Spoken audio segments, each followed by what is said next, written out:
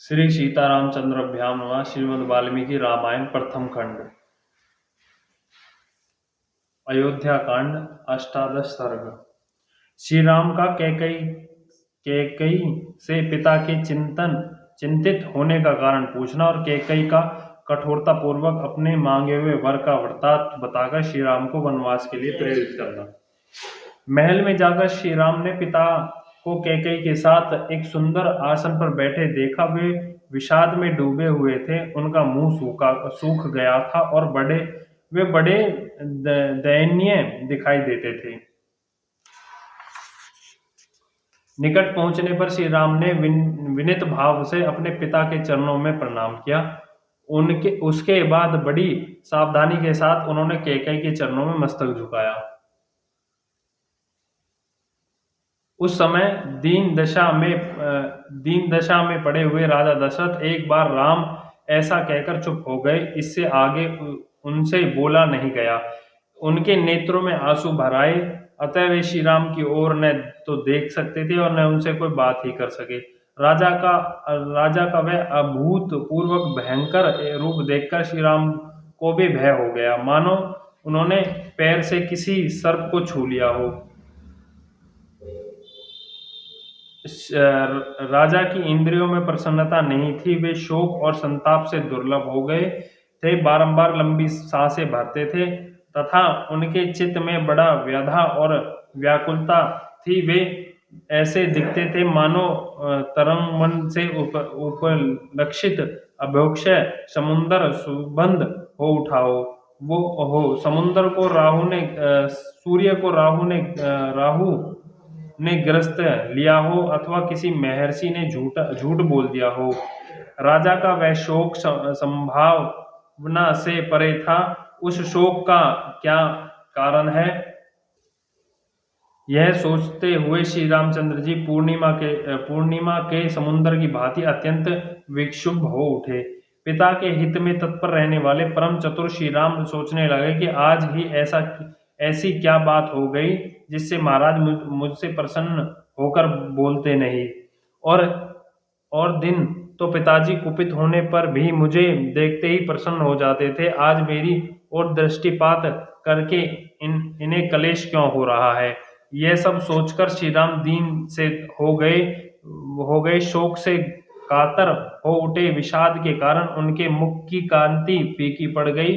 वे कैकई को प्रणाम करके उसी से पूछने लगे, माँ, मुझसे अनजाने में कोई अपराध तो नहीं हो गया जिससे पिताजी मुझ पर नाराज हो गए हैं। तुम यह बात मुझे बताओ और तुम ही इन्हें मना दो।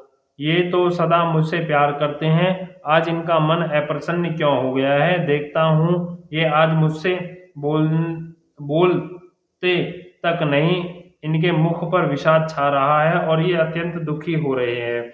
कोई शारीरिक व्याधिजन संताप अथवा मानसिक अभिताप चिंता हो तो मुझे इन्हें पीड़ित नहीं कर रहा, क्योंकि मनुष्य सदा सुख ही सुख मिले ऐसा सुयोग प्राय दुर्लभ होता है। प्रियदर्शन कुमार भरत, महाबली शत्रुघ्न अथवा मेरी माताओं का तो कोई अमंगल नहीं हुआ। महाराज को असंतुष्ट करके अथवा इनकी आज्ञा न मानकर इन्हें कुपित कर देने पर मैं 2 घड़ी भी जीवित रहना नहीं चाहूंगा। मनुष्य जिसके कारण इस जगत में अपना प्रभुभाव जन्म देखता है, उस प्रत्यक्ष देवता पिता के जीते जी वह उनके अनुकूल वर्ताव क्यों न करेगा। कहीं तुमने तो अभिमान या रोष के कारण मेरे पिताजी से कोई कठोर बात नहीं कह डाली जिससे उनका मन दुखी हो गया। देवी, मैं सच्ची बात पूछता हूँ, बताओ किस कारण से महाराज के मन में आज इतना विकार संताप है। इनकी ऐसी अवस्था तो पहले कभी नहीं देखी गई। महात्मा श्री राम के इस प्रकार पूछने पर अत्यंत निर्लज कैकई बड़ी हृदय के साथ अपने मतलब की बात इस प्रकार बोली, राम, महाराज कुपित नहीं है और नहीं इन्हें कोई कष्ट ही हुआ है। इनके मन में कोई बात है जिसे तुम्हें डर से ये कह नहीं पा रहे हैं। तुम इनके प्रिय हो, तुमसे कोई अप्रिय बात कहने के लिए इनकी जुबान नहीं खोलती, किंतु उन्होंने जिस कार्य के लिए मेरे सामने प्रतिज्ञा की है उसका तुम्हें अवश्य पालन करना चाहिए। इन्होंने पहले तो मेरा सत्कार करते हुए मुझे मुंह मांगा वरदान दे दिया, और अब ये तुम्हारे दूसरे गंवार मनुष्यों की भांति इसके लिए पश्चाताप करते हैं। ये प्रजानाथ पहले मैं दूंगा ऐसी प्रतिज्ञा करके मुझे वर दे चुके हैं, और अब इसके निवारण के लिए वृथा प्रयत्न कर रहे हैं। पानी निकल जाने पर उसे रोकने के लिए बांध बांधने की निरर्थक चेष्टा करते हैं। राम, सत्य ही धर्म की जड़ है, यह सत्पुरुषों का भी निश्चय है। कहीं ऐसा न हो कि ये महाराज तुम्हारे कारण मुझ पर कुपित होकर अपने उस सत्य को भी छोड़ बैठे। जैसे भी इनके सत्य का पालन हो वैसे तुम्हें करना चाहिए। यदि राजा जिस बात को कहना चाहते हैं वह शुभ हो या अशुभ, तुम सर्वदा उनका पालन करो तो मैं सारी बात पुनः तुमसे कहूंगी। यदि राजा की कही हुई बात तुम्हारे कानों में पड़कर कहीं वहीं नष्ट न हो जाए, यदि तुम उनकी प्रत्येक आज्ञा का पालन कर सको तो मैं तुमसे सब कुछ खोलकर बता दूंगी। ये स्वयं तुमसे कुछ नहीं कहेंगे। कैकेयी की कही हुई ये बात सुनकर श्री राम के मन में बड़ी व्यथा हुई। उन्होंने राजा के समीप ही देवी कैकेयी से इस प्रकार कहा, अहो धिक्कार है देवी, तुम्हें मेरे प्रति ऐसी बात मुंह से नहीं निकालनी चाहिए। मैं महाराज के कहने से आग में भी कूद सकता हूँ, तीव्र विष का भी भक्षण कर सकता हूँ और समुद्र में भी गिर सकता हूँ। महाराज मेरे गुरु, पिता और हितैषी है, मैं इनकी आज्ञा का पालन क्यों नहीं कर सकता। इसलिए देवी राजा को जो अभीष्ट है वह बात मुझे बताइए, मैं प्रतिज्ञा करता हूँ उसे पूर्ण करूंगा। राम दो तरह की बात नहीं करता है। श्री राम सरल स्वभाव से युक्त और सत्यवादी थे। उनकी बात सुनकर अन्यार्य कैकेयी अत्यंत दारुण वचन कहना आरंभ किया। रघुनंदन, पहले की बात है कि देवासुर संग्राम में तुम्हारे पिता शत्रु के बाणों से विंध गए थे। उस महासंग्राम में मैंने इनकी रक्षा की थी।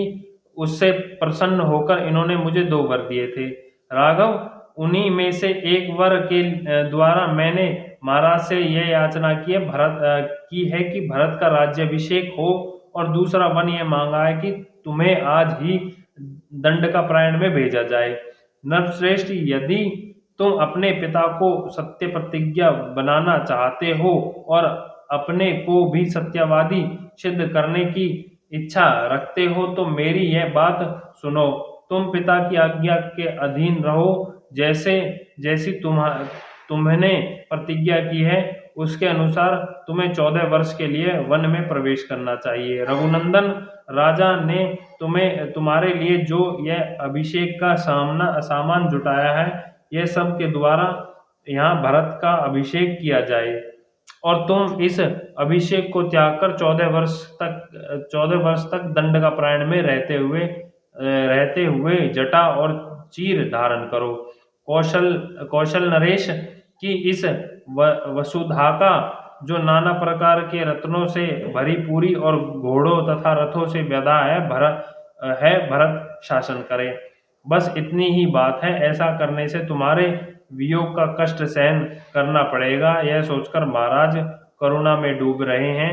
इसी शोक से इनका मुख सूख गया है, और इन्हें तुम्हारी और देखने का साहस नहीं होता है। रघुनंदन राम, तुम राजा की इस आज्ञा का पालन करो और इस महान सत्य की रक्षा करके इन नरेश को संकट से उभारो। कैकेयी की इस प्रकार कठोर वचन कहने पर भी श्री राम के हृदय में शोक नहीं हुआ, परंतु महानुभव राजा दशरथ पुत्र के भावी वियोग जनित दुख से संताप एवं व्यथित हो उठे। इस प्रकार श्रीमद् वाल्मीकि निर्मित हर्ष रामायण आदि काव्य के अयोध्या कांड में 18वां सर्ग पूरा हुआ। बोल सियापति रामचंद्र की जय। पवन सुत हनुमान की, लक्ष्मण भरत शत्रुघ्न भगवान की जय। जय सियापति रामचंद्र की जय।